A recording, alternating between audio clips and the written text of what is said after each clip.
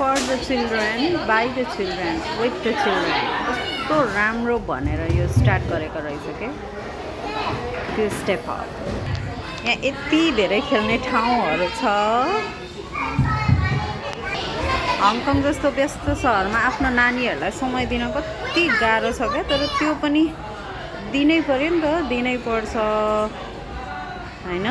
अनि त्यसमा यस्तो ठाउँहरू चाहिँ कस्तो काम दिने क्या।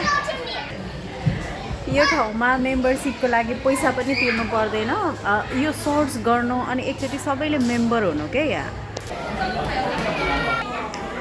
यहाँनिर यति धेरै खेल्ने सिक्ने ठाउँहरू छ।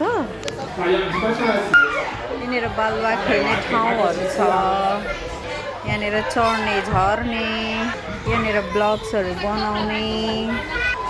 तर यहाँनिर आउँदाखेरि मैले यहाँको 99% मान्छेहरू यहाँ आउने जति पनि हुनुहुन्छ नि सबै चाइनिजहरू मात्रै हुनुहुन्छ क्या। हाम्रो नेपालीहरू अरू नन चाइनिजहरू त कति कम के। यहाँनिर बच्चाहरूलाई हप्तामा 1 दिन 2 घन्टा समय दिन पाइयो भने पनि, यस्तो ठाउँहरूमा ल्याउन पाइयो भने पनि उनीहरूले कति धेरै कुरा सिक्छ होला, एउटा क्वालिटी टाइम दिन सकिन्थ्यो होला जस्तो लाग्यो।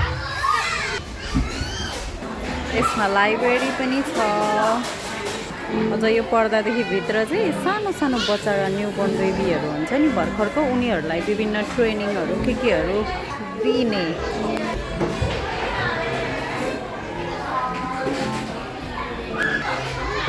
अनि यहाँभित्र पानीहरूको पनि रहेछ, तर अहिले जाडो महिना भएर त्यो चाहिँ सायद बन्द गरेको होला जस्तो लाग्यो मलाई। अनि त्यसको पनि धेरै कुराहरू सिकाउँदो रहेछ क्या यहाँ।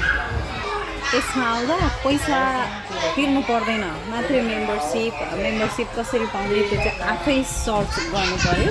म पनि नयाँ छु, त्यो कुराहरू थाहा भएन मलाई, नत्र भए म पनि भनिदिन्थेँ।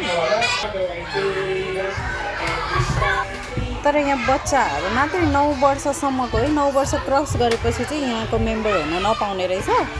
9 वर्षसम्मको बच्चाहरू आउनु पाउँछ।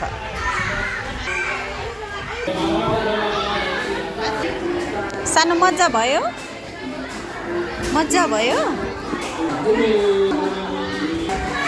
एकदमै राम्रो छ, सबैलाई उपयुक्त हुन्छ जस्तो लाग्यो मलाई।